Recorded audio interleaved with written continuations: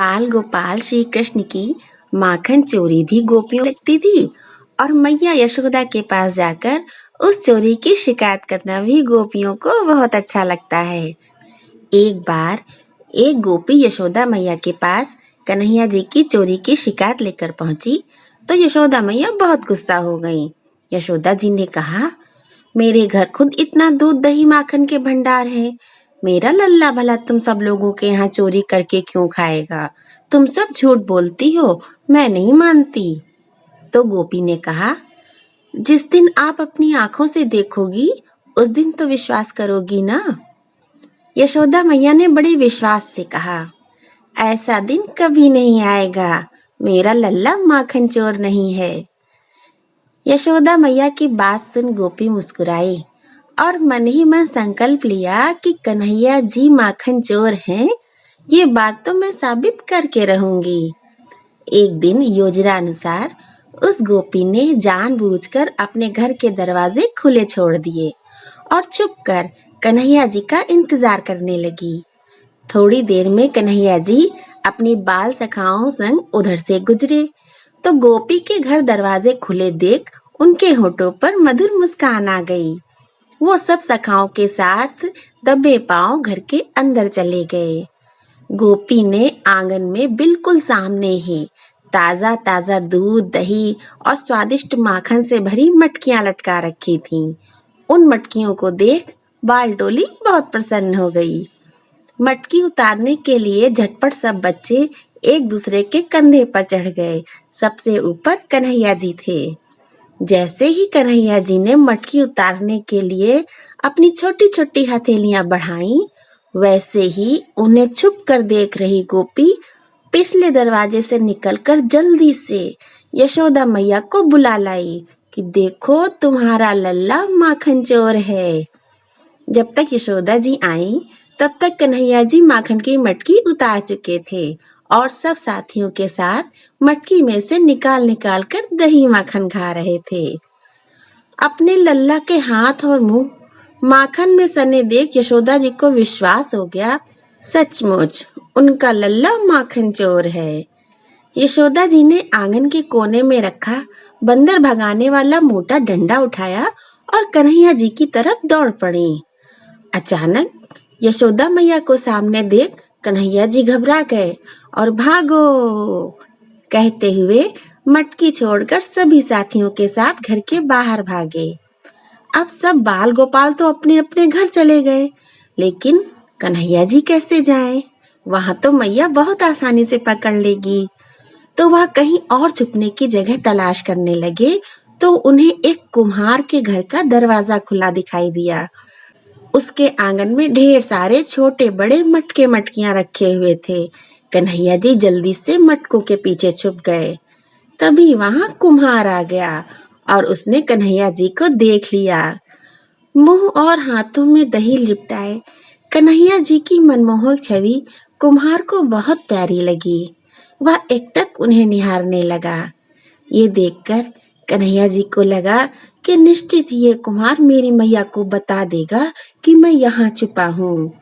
कन्हैया जी ने रुआसा सा मुंह बनाया और बड़े बड़े कजरारे नैनों में आंसू भरकर बहुत ही मीठी शहद मिश्री घोली वाणी में कुम्हार से अनुग्रह किया, कुम्हार जी, मेरी मैया मुझे मारने के लिए मोटा डंडा लेकर इधर ही आ रही है, मुझे जल्दी से कहीं छुपा दो।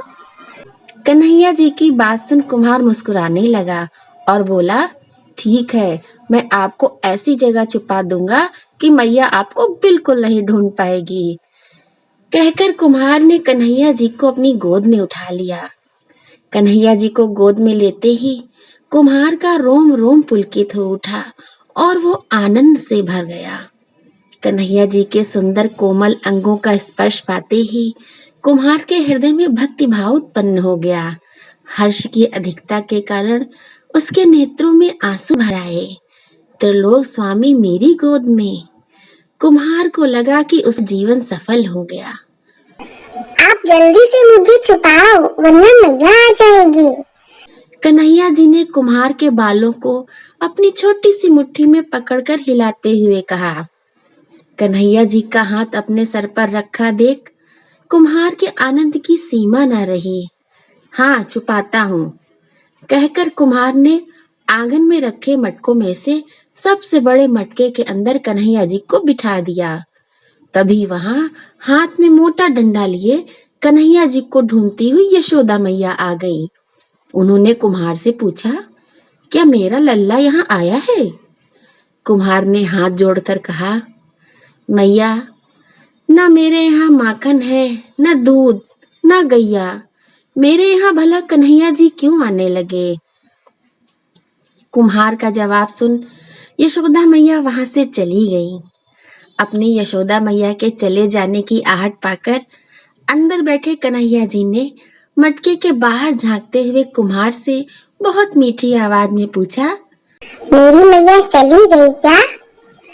बड़े से मटके से झांकते नन्हे मुन्ने कन्हैया जी को देखकर कुम्हार के नेत्रों से आनंद बरसने लगा और वो भाव विभोर होकर बोला, जी मैया चली गई। मैया के जाने की बात सुन कन्हैया जी प्रसन्न हो गए और कुम्हार से बोले, तो फिर मुझे मटके से बाहर निकाल दीजिए। चतुर कुम्हार को जन्म मरण से मुक्ति पाने का सुनहरा अवसर मिल गया था। वो भला इस अवसर को कैसे हाथ से जाने देता। कुम्हार ने कहा, कन्हैया जी, मैं आपको मटके के बाहर निकाल लूंगा, मगर उससे पहले आपको मेरे पूरे कुटुंब को पूरी 84 लाख योनियों के जन्म मरण से मुक्ति देने का वचन देना होगा। कन्हैया जी ने अपनी कजरारी पलके झपकाते हुए कहा, ठीक है, वचन दिया। कुम्हार ने कन्हैया जी को मटके से निकालने के लिए अपना हाथ बढ़ाया ही था कि तभी उसे कुछ और याद आ गया। उसने कहा, जिस मटके में आप छुपे हैं उसे बनाने के लिए अपनी पीठ पर मिट्टी ढोकर लाने वाले गधे को भी आप जन्म मरण के फेर से मुक्ति दे देने का वचन दीजिए, फिर मैं आपको निकाल लूंगा। कुम्हार की सहृदयता देख कन्हैया जी बहुत प्रसन्न हो गए और बोले, वचन दिया। कुम्हार ने कहा, कन्हैया जी, बस एक वचन और दे दो। कन्हैया जी ने पूछा, अब कौन सा वचन बाकी है? कुम्हार ने अपने दोनों हाथों को जोड़ते हुए कहा, भगवान, जो भी आपके मटके में होने का संवाद सुन रहा है उसे भी आप जन्म मरण के फेर से मुक्त कर अपने चरणों में स्थान देना।